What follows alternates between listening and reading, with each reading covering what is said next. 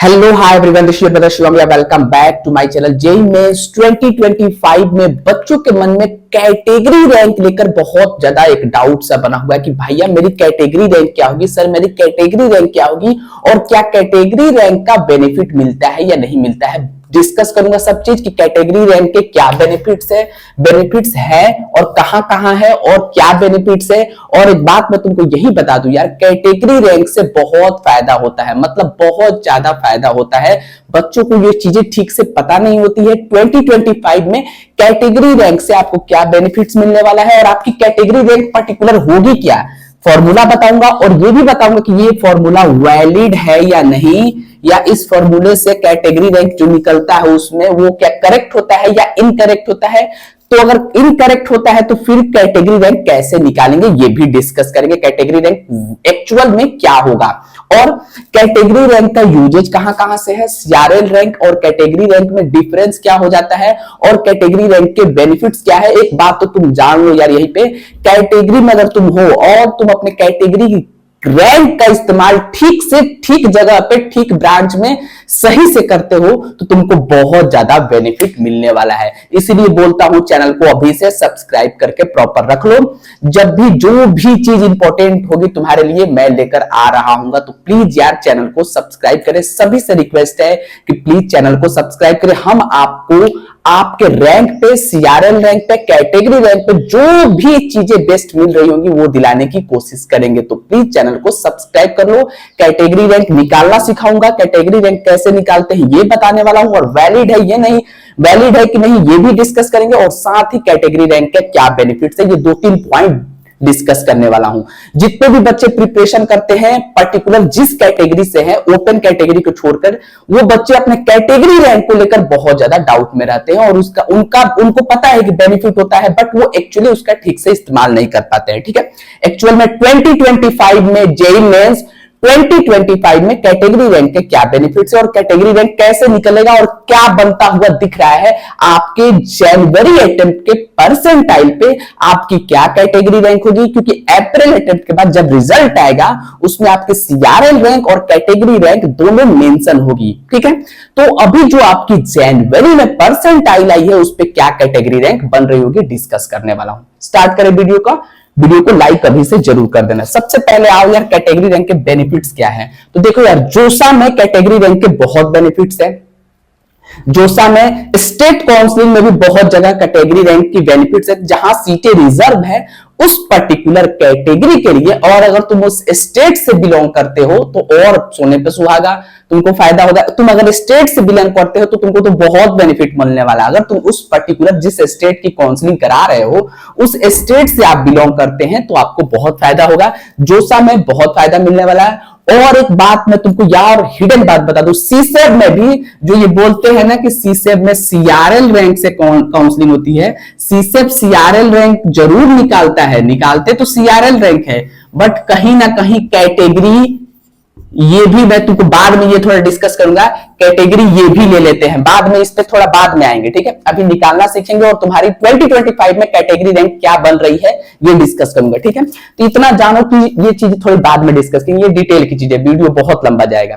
Category rank का फायदा तुमको हर जगह स्टेट काउंसलिंग में, जोसा काउंसलिंग में तो भर भर के होने वाले हैं। ठीक है, तुम्हारे पर्टिकुलर कैटेगरी रैंक से तुमको वो कॉलेज मिल सकता है, वो ब्रांच मिल सकता है, वो एनआईटी, ट्रिपल आईटी, जीएफटीआई मिल सकता है जिसके तुमने कल्पना नहीं की होगी और कुछ सीआरएल पे वो तुमको मिलने के दूर दूर तक चांसेस नहीं है। बट कैटेगरी लगकर, कैटेगरी रैंक लगकर, होम स्टेट वगैरह लगकर, ये सब चीजें का फायदा लगकर तुमको वो बेस्ट ब्रांच मिल जाएगी। सपोज दैट किसी बच्चे का सीआरएल रैंक 1 लाख है, ठीक है, बट उसकी कैटेगरी रैंक बहुत बेटर है, कैटेगरी रैंक 10,000 है या 12,000 है, तो वो बच्चा सीआरएल रैंक से नहीं, कैटेगरी रैंक से अगर सीटें रिजर्व है उसके लिए, और रिजर्व होती है ऑब्वियसली, सब चीज अभी डिस्कस करेंगे, सीआरएल रैंक से नहीं कैटेगरी रैंक लगकर अगर वो बच्चा जाएगा तो उसको अच्छी ब्रांचेज मिलने के चांसेस रहेंगे। तो ये बहुत बेनिफिट, तुमको भी ये बात पता है, बहुत ज्यादा इस पे डिस्क्लेमर नहीं करना है। कैटेगरी रैंक से तुमको बहुत ह्यूज डिफरेंस का फायदा, बहुत पीछे रैंक तक तुमको बहुत सारी कॉलेजेस में अच्छी अच्छी ब्रांचेज मिल रही होंगी। आगे इस पे डिस्कस करेंगे, अभी निकालना सीखते हैं। ठीक, क्योंकि ये भी एक बहुत बड़ा मुद्दा है कि कैटेगरी रैंक निकलेगा कैसे। देखो यार, जो सीटें रिजर्व है वो 100, ओपन के लिए मान लो एक 100, ठीक है। ऐसे ही ओपन कैटेगरी के लिए तो कोई रिजर्वेशन है तो 100 मान लिया मैंने। ओबीसी कैटेगरी के लिए 27% रिजर्व सीटें हैं। ईडब्ल्यूएस के लिए जो इकोनॉमिक वीक सेक्शन है उनके लिए 10%, एससी के लिए 15% और एसटी के लिए 7.5% सीटें रिजर्व है। ऑलराइट, ये सीटें, और देखो स्टेट काउंसलिंग में डिफरेंट कॉलेजेस में सीटें रिजर्व अलग अलग तरीके से होती है। अब इसका फॉर्मूला क्या है, देखो तो जो तुम पहले सीआरएल रैंक समझ लो, ठीक है। जो तुम्हारी सीआरएल रैंक आती है, सीआरएल रैंक आती है, वो क्या होती है, 100 माइनस योर परसेंटाइल, ठीक, डिवाइडेड इनटू जितने नंबर ऑफ यूनिक कैंडिडेट्स है उनसे मल्टीप्लाई कर लो, या फिर यूनिक कैंडिडेट्स, ठीक है, यूनिक कैंडिडेट्स डिवाइडेड बाय 100, ठीक। इससे तुम सीआरएल अपना निकालते हो ऑब्वियसली, ठीक है, करेक्ट है, यहां तक कोई दिक्कत नहीं है। बट कैटेगरी रैंक कैसे निकलेगी, अब देखो सीआरएल जो तुम्हारा आता है, सपोज दैट किसी बच्चे का 90 परसेंटाइल है, ठीक है, कितना परसेंटाइल है 90, तो सीआरएल कितना आएगा, 100 में से 90 जाएगा तो 10 इंटू यूनिक कैंडिडेट्स कितने हैं, ठीक है, 14 लाख। मैं मान रहा हूं कि 15 लाख बच्चे एग्जाम में, 16 लाख बहुत लोग बोल रहे हैं, लेकिन तुम 15 लाख मान के चलो, 15 पे ही निकालते हैं, ठीक है, चलो 15 लाख डिवाइडेड बाई 100, ये 2 जीरो से 2 जीरो कट गया, तुम 15,000 से डायरेक्ट मल्टीप्लाई इसको कर देते हैं 1.5 lakh, 1.5 lakh. Alright, this is your CRL rank. But ये बच्चा मान लो कि ओबीसी कैटेगरी का है या एससी कैटेगरी का है, ठीक है। अब ये एक्चुअल तुम्हारी सीआरएल रैंक नहीं है बेटा, ठीक है, ये जो तुम्हारी सीआरएल रैंक 1.5 है, ये एक्चुअल नहीं है, यही तो खेल है यहां पे। ये जो तुम्हारी सीआरएल रैंक है 1.5 से थोड़ा सा ऊपर जाएगी, क्यों, क्योंकि जनवरी और अप्रैल अटेम्प्ट में 99% लाने वालों की बच्चे की संख्या बहुत होगी, दोनों में अलग अलग होंगे, ठीक है। मान लो किसी बच्चे का सेम परसेंटाइल है तो क्या रैंक तो सेम नहीं देंगे, बहुत बच्चों का 99 परसेंटाइल होगा, समझ में आ रही है बात, बहुत बच्चों का सेम 99 परसेंटाइल होगा, करेक्ट, ठीक है। बहुत बच्चों का 100%, बात को समझो मैं क्या बोल रहा हूं, ये तुम्हारी सीआरएल रैंक 1.5 लाख आ गई, बट ये एग्जैक्ट नहीं है, इससे भी ऊपर जाएगी सीआरएल, पहले वही समझ लो तो कैटेगरी समझ में आएगी। ये फॉर्मूला वैलिड, बहुत लोग बोलते हैं वैलिड नहीं होता, वैलिड नहीं होता, वैलिड नहीं होता, बोलते हैं बहुत लोग, अभी बोलेंगे भी कमेंट में, बट ये वैलिड है, पहले इसको तो समझ लीजिए सीआरएल कैसे निकलती है, बात समझ में आ रही है। तो सीआरएल 1.5 लाख है, ये और ऊपर जाएगी कैसे, 99 बहुत बच्चों का परसेंटाइल होगा, 100 बहुत बच्चों का परसेंटाइल होता है, बट सबकी रैंक सेम नहीं होती है, तो पर परसेंटाइल पे 1000 का तुम डिफरेंस मान सकते हो, ठीक। हर परसेंटाइल पे तुमको 1000 का डिफरेंस लगभग इस बार देखने को मिल जाएंगे। तो ये 1.5 लाख है, तो 10 परसेंटाइल कम है 90, तो कितना हुआ 10,000, तो तुम्हारी सीआरएल रैंक बनेगी 1.6 लाख बनेगी, ठीक। बात समझ में आई तो बोलो हाँ, ठीक। अब आओ, अब इस 1.6 को यहां पे पुट करो इस फॉर्मूला में। मान लो बच्चा एससी कैटेगरी का है, कौन सा कैटेगरी का है, एससी कैटेगरी का है, ठीक। सीआरएल रैंक कितनी है, 1,60,000, 1 लाख कितना है सीआरएल रैंक, वह 1,60,000,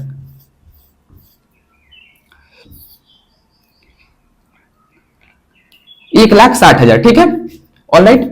और परसेंटेज इंटेक कितना है इसका, 15%। देखो क्या है कि ओपन में 100 है, 100 सीटें किसी कॉलेज में है, उसमें से 15 एससी कैटेगरी के लिए रिजर्व है, तो ओपन में 100 है, तो ओपन का रैंक कितना है 1,60,000, ठीक है। तो देखो ध्यान से समझो इस बात को, एक बार में समझ में भी नहीं आएगा, हो सकता है 1,60,000 में से 15% सीटें रिजर्व हैं, ऑलराइट, डिवाइडेड बाई 100, मल्टीप्लाई करो, इसको मल्टीप्लाई करो, लगभग कितना आएगा, इनको ये 15 से मल्टीप्लाई करो, कितना आया 24,000। ये तुम्हारी कैटेगरी रैंक हुई, आया समझ में बात। एक्चुअली ये जो 24,000 ये भी तुम्हारी कैटेगरी रैंक नहीं है, जिसका बच्चे का 90 परसेंटाइल आएगा और वो कैटेगरी होगा, उसकी 24,000 कैटेगरी रैंक नहीं आएगी, थोड़ा और ऊपर जाएगी। क्यों थोड़ा और ऊपर इसलिए जाएगी, अब ये समझो कि तुमको पता नहीं कि टॉपर किस कैटेगरी के हैं, और ये जो परसेंटाइल डिफरेंस है, ये जो परसेंटाइल 1.6 में यहां पे लिया, 90 परसेंटाइल पे 1.6 लाख रहेगा, जबकि 1.5 लाख बनना चाहिए, 1,000 मैंने गैप लिया। तो ये जो टॉपर्स है, जो टॉपर्स है, ये बहुत ज्यादा रैंक फ्लक्चुएट करते हैं, बहुत ज्यादा रैंक में डिफरेंस लगते हैं, बट इससे तुम मान के चलो कि 3,000 प्लस 3K प्लस तुम्हारी कैटेगरी रैंक होगी, 3,000 4,000 ऊपर कैटेगरी रैंक होगी, क्योंकि ये डिपेंड करेगा कि टॉपर किस कैटेगरी से है।